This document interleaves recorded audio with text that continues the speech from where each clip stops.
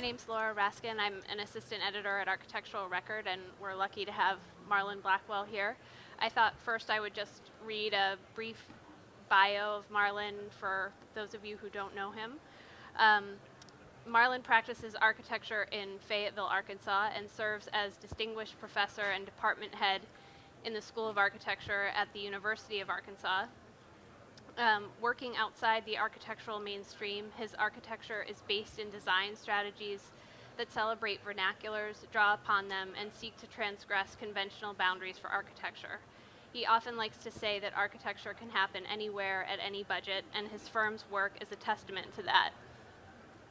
St. Nicholas Eastern Orthodox Church in Springdale, Arkansas, repurposes an existing metal shop and won a World Architecture Festival Award. The Ruth Lilly Visitors Pavilion in Indianapolis received an AIA Honor Award this year. They also recently completed the interiors for the shop at the Crystal Bridges Museum in Bentonville, Arkansas. And currently the firm is working as part of a multidisciplinary team on a redesign of Point State Park in Pittsburgh and a restoration and addition to the University of Arkansas's Architecture School. So I thought, Marlon, we could actually start with the Architecture School. Right. This is I'm trying to get to the slide. That's a golf Okay. club. Yeah. So this is a building that you're intimately familiar with. You're here Right. every week teaching. So I thought you could talk a little bit about what it's like to renovate and design an addition for a place that obviously means so much to you. Teaching is really important to you. So maybe tell us a little bit about that project. Well, first and foremost, is a great opportunity given to us by the university, which universities don't often do that, is allow faculty members to actually design something. So we teamed up with a really good firm, good friends of ours, Polk Stanley Wilcox in Arkansas, and ventured to do this. And we were involved also in helping raise the money with the Reynolds Foundation, so developing the scheme for that. So we sort of earned the right to get to do the building through a $10 million gift that was added to $25 million that the university had. So that set the stage for it. I think the idea of adding to a Beaux-Arts building from the 30s that's trying to look like something from the 18th century or 19th century is a challenge in itself. And what we've proposed, I think, locally is quite controversial, and we were prepared for that. But I think the faculty and the students expected us to look forward and at the same time to draw inspiration and develop what I like to call a condition of resonance with the existing building. So we did that through proportion, through positioning, relationships that clearly develops an alignment with what's there, but as you can see, is definitely different. It's a complete inversion of the way in which a Beaux-Arts building is masked, with the figure ground, the figures being the windows, the massing being the ground. We've inverted that as in a kind of didactic way for students to see other ways that you can think about buildings. So the figure is actually the building itself, and the ground is the fenestration, which is, in this case, a 200-foot-long west-facing facade of a fritted glass brise-soleil over a custom steel and glass curtain wall system where all the studios are at, is what you're looking at here. Okay. So that was the challenge, and we tried to think about it didactically, how we use concrete. It really becomes a learning tool, and keep our heads down and work on what we thought was right rather than constantly looking over our shoulders. And that meant quietly sometimes ignoring what the faculty had to say, what the students, we had to basically design it on our own terms. Even though we went through programming and everything, we just would not allow it to be a design by committee scenario. Did you involve any of your students in the process, or once you had decided on a Right. scheme? I think we interviewed them, the students, to kind of get their feedback. What do you need in architecture? What do we have? What do we don't have? What's working? What's not working? And we tried to address that. One of the things that came out of it, which is somewhat controversial, is a student lounge. a kind of place to hang out. Of course, Why was that controversial? well, because things happen other than just hanging out. We don't want to talk about, but so oversight and that sort of thing. So we've got this sort of padded cell, but it's a really cool space. No corners in it. That they have a place for their student organizations. They have a place to go to, hang out, just chill out. We've got showers, because we all know being in architecture school means sometimes. Out of that also came a faculty lounge, which is a place to sort of retreat, reflect, socialize, have a place to group, and then come back out. So it's something for both parties that I think will be useful, but that came out of the programming. Okay. And when will it be complete? It will be complete in August 2013, Okay. and then we'll have the grand opening in the fall of 2013. Yeah. So this is a good segue for you to talk a bit about teaching, which I know is really important to you. Yep. And I'm curious, sort of what you feel is the most important thing to impart to your students these days, and also working in such a small community. Are these students?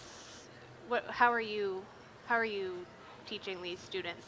Well, we teach. Arkansas is a 5-year program, so it's that we don't have a graduate program. It's 5-year undergrad, first professional. So things are very foundational. We are working very hard to instill agency in our students, which is the ability to work in and on the world in any scenario. So students are introduced to urban issues, issues of tectonics, issues of making, and we still draw by hand. They draw by hand all the way through the 5 years, but they also do the digital. And the challenge is trying to help them understand how they develop a relationship between both of those mediums that's productive and that's critical. So the idea is that once they leave the school, we're all faced with multiple ways we can practice right now, and it isn't just one way, and we try to introduce them to that, but at the same time give them a foundation in the language of architecture, how designs emerge and how they're refined. So we want to move them beyond the diagram, and my argument there is 80% of what's built is an extruded diagram, and so the question is, where do you go from there in terms of resoluteness? How do you develop that in a work? And that's something that I think is real important to transfer to them. So it's really transferring disciplinary knowledge as well as the traditional disciplinary knowledge, but also new knowledge as well. So long-winded answer, but I think the other reason that I think that teaching and practicing is important is that students, they'll tolerate a lot, but they don't tolerate people who don't practice what they teach. And so it keeps you in check. So I've had a few times where I've thought, God, I could really use the money, just do this, and it's like, nah, it's not worth it. I'm gonna toe the line, and there's nothing better than having, I think, the students may not like you personally, but to have their respect, I think, is great, and they see, I think, the value of working from principles and really putting into effect what you're sort of talking about and trying to instill in them at the school. So this next slide is a rendering of the Point State Park in Pittsburgh, which you're working on a multidisciplinary team Yes. to sort of rethink for better public use. And I'm wondering if you could talk about this project and also about what it's like to work on a team with people from all these different areas. Yeah. Well, we were shortlisted with 4 other teams to revision Point State Park, which where the Allegheny and the Ohio come together in Pittsburgh, very prominent park in the downtown, and we had to put together a team, and we took that very seriously. It's said that architects no longer are just authors of buildings, but we're becoming more and more authors of strategic processes, ways in which projects like this can emerge at a variety of scales and different ways of thinking. So We brought on a sculptor, Kendall Buster. We brought in Guy Nordenson, a structural engineer, Richard Renfro, a lighting designer. We brought in D-Land Studio, Susanna Drake, landscape. I don't know if I've left anybody out, but that was the whole team, and we worked collaboratively together. And it was really great keeping each other in check.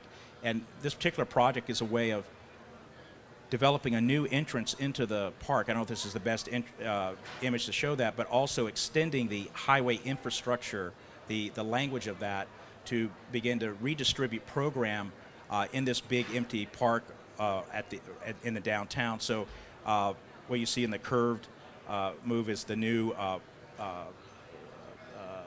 museum. What's the name of that museum, John? Fort Pitt Museum, which is in a really awkward place right now. A new light rail station. And so we're really making a stadium complementary to the Pittsburgh Steelers Stadium or the Pirates Stadium, a kind of culture stadium for events to take place, and for these shaded transitions to the arch that you see here, which I don't know if we have an image of that. Yeah, okay. Which is basically a bridge under the interstate. And you can see the old concrete arches through what we're doing, but we're proposing to reskin that through a series of tension cables that hold up a perforated interference blue stainless steel skin that then is backlit. So during the day it has iridescence, it constantly changing as light bounces off walking surfaces and water to kind of set up this transition to the other side of the park. But at night, each of the tension rods light up. And that creates a kind of three-dimensional effect, and the old bridge reemerges. So it creates a kind of hologram type of effect. And it's actually the figure goes underwater and back up. So we're refiguring the portal to something that isn't aligned with infrastructural language. And so what we're hoping is this will become Pittsburgh's Bean. Like Chicago. And this is an area that currently is really hard for the public to access or yeah, have. I mean, it's everywhere from accessibility to experience, which is really kind of awful. The place never transcends the infrastructure, so you always are reminded that you're underneath the interstate. Mm-hmm. So this is an attempt to kind of flip the tables on that. Yeah. It also seems these days like architects are having more and more of a say in the way cities function, not just one-off buildings. Right. So I imagine that we would be redesigned all the pathways, all the relationships at the edges. I mean, it's a big project, and we don't have time to go through all of it. But we actually gave the point a point, and rethinking about how that would, emerge as a place, but also as something visual from all around the city. Mm-hmm. Multiple ways to really reinvigorate this, not so much through a building, but through design. And this next slide here is the museum store within the new Crystal Bridges Museum in Bentonville. Yeah, the Moshe Safdie building. Which Moshe Safdie did. Yeah. And Marlon, your firm, just did the store. So right. Maybe you could tell us a bit about what this process was like, and then what it's like to have this institution come to your hometown. And well, it's totally transformational. The museum is to the cultural infrastructure of the region, and of course it's one of the I think first major art museum to be built in the country in the last 30, 40 years. So it's a big deal. I think it's very upsetting. I love the fact that it's very upsetting to a lot of folks in New York and East Coast and West Coast that how dare you put one of the great American collections in the middle of Arkansas. Only 250,000 people a year will see it when millions could see it. But that's the point, and that's why we're there. That's why we're making architecture in these places. We have a great need, and what a lot of these folks don't realize that places like Harvard and Columbia, they're populated with people from my state and people from the South and people from the Midwest. They populate it. They come with these great work ethic and aspirations to do well. And so I don't get the whole snobbery about it, but that's been very controversial. I have to tell you that it's conceptually very profound in its setting. We had the opportunity to do the store. They wanted somebody local. We had to compete for it. I think we paid from some of the budgetary sins of the designer on the museum. They really watched our budget closely. I don't know, they didn't watch the other one so close. But nonetheless, this is our first project. Was in a curved retail project where we had it totally CNC milled. It was all fabricated on a 3-axis CNC machine. It's all plywood and walnut. There are 280 something ribs that form the undercarriage of the ceiling and then wraps down around you. It's a way of enveloping you in the warmth and the texture of our hardwoods of walnut and cherry. But every rib is different, so we're all Revit in my firm, so we were able to go directly from our Revit files directly into the CNC, seamless, and we're able to do this, I think, for $600,000. And they've already, in 4 months, made their money back, what they spent on it. So it also demonstrates that design can actually be profitable for your clients. Good. And this slide is the St. Nicholas Church, which this building was originally a metal shop. Yeah. Metal shed. Shed with 3 garage bays. Yeah. And you transformed it on a relatively low budget $100 into this a square foot. Yeah. really beautiful project for a pretty traditional congregation. Mm-hmm. And yet they trusted you to do something that was, I think, pretty daring. Yes. And I'm wondering if you could tell us a little bit about that process. Sure. Well, when the bishop came from Miami to bless the place, his heart literally stopped. He had to go to the hospital. He's in his 80s. So we'd like to think it had more to do with his health than the building itself. But the process started off as a kind of disappointment when we were presented with this building, and we thought, great, we're going to get to do a church. But they said, well, you can't tear it down. And unfortunately, we don't have a before shot, but there's a metal shed in there. And so we had to keep it. But what we learned quickly was that we began to understand the traditions, and the icons, the rituals of the church, and how to incorporate that. But at the same time, we leveraged the budget. So constantly to say, hey, we can't give you a Byzantine brick-clad, dome, ornate building. You had $100 a square foot. So how we came at it was through classical Greek proportioning, and demonstrated that we took a church, an Antiochian Orthodox church, and proportioned it. We did the same thing with this and showed them the relationships. This is also along an interstate, so the idea of it acting as a type of billboard amongst 4 or 5 other churches. We have a lot of churches in Arkansas. So I think more per square mile than probably any place. But so they were shocked, I would say, but it provided them everything they needed to worship, and worship in dignity. And the bottom line is, whether one likes the outside or not, it does create a more dignified presence in the community. And so they've accepted it. And then, of course, on the inside, they really quite like it. It works very well for how they worship. We think about overflow and how that works. The walls open up to allow for overflow, and there's places to socialize, classrooms, so everything they need for where they are right now. Mm-hmm. And we don't have a picture of it. We don't have a slide of it, but in lieu of a dome that you can see from the exterior of the building, there's a sort of recessed dome in the congregation space. They have to have a dome. We leverage that too, because we said, well, you can't cut through the building and put a dome on top because you have to cut the major structure. We can put a dome, but in the space, and they like that, but they couldn't afford it. So our contractor came up with an idea. We traded 2 cases of beer for a satellite dish, and so their dome is a satellite dish. And they really got into the spirit of that. One of the fellows said, hey, I'd love to get this chair I saw for a throne for the bishop when he comes. It's a big wooden chair with purple crushed velvet. and I can get it for free. And I said, well, where can you get it? And he goes, from the local liquor store.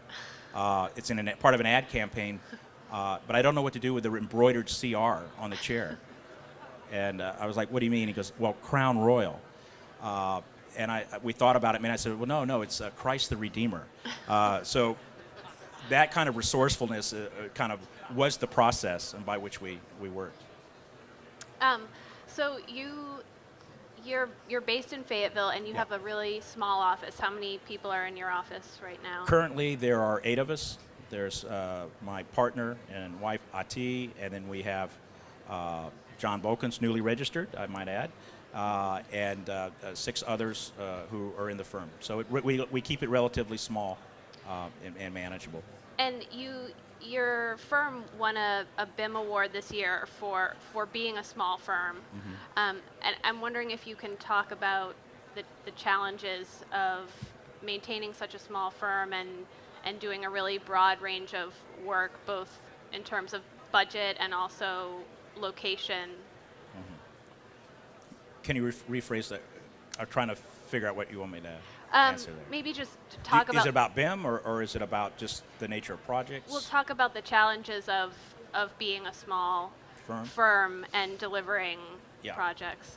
Well, like many firms, we get invited to dinner, but a lot of times we don't get to sit at the table, and sometimes we get to eat, sometimes we don't. So being small, it makes us very agile, I think. We changed our business model recently, say 3 years ago, to begin teaming up with other firms if it made sense. So we're working on a high school now with 2 other firms. We teamed up on the architecture school, which is what we won the BIM award for. And we were just working on a $20,000 carport recently. So we like the range of work that we can do, and I think being small allows that. I can't imagine being large. I think working in the way we are digitally allows us to interface with anyone, our consultants of any size, any scale, because there's a fluidity, I think, to these new technologies of how you interface with others in real time. And that's what we're doing. We've got great people in the office who are really motivated by design, but by the technologies and how they work together. So with Revit, we've sort of invented our own way to talk to our partners in real time, working on Revit, sharing the information in very concise and precise ways, and gives us a great product for our client and for the user in terms of a delivery method. So that's been good. Okay. I think we're out of time, but is there any question from the audience? Yeah, let me hand you the microphone. Yeah, I've seen a lot of delightful slides of smaller projects here. I was wondering if you could just run through those real quick at a Cook's tour and just kind of identify what they are. Oh, this is the Indianapolis Visitor Center for the 100-acre Art and Nature Park, for the Indianapolis Museum of Art, the interior for the church. Right. The exterior of the St. Nicholas Church. This is the new addition to the architecture school. Yeah. Pittsburgh, the portal to the point redesign, and the redesign of the arch. This is a honey house. This is for a beekeeper, a small structure to extract honey and bottle honey. This is a tower in Fayetteville, which is actually a house, but it's more of a retreat. But it sits right in the downtown Fayetteville, just about, or in the city limits of Fayetteville. Yeah, it's like a cabin in. Well, the local name for it is trailer on a stick. But we like to call it God's mailbox. So yeah. And this is a redo of a 100-year-old hardware store into a public library and a community room for a small town in Gentry, Arkansas, of 2,500 people. Great story with this one. They started with 300 library card holders in a town of 2,500. Once the project's complete, they now have 2,300 library card holders, and we did it on Main Street rather than out on the interstate. So, time? I think we're about out of time. I think that's it. Thank you very much. Thank you very much. Marlon, Laura, thank you very much. These are beautiful projects.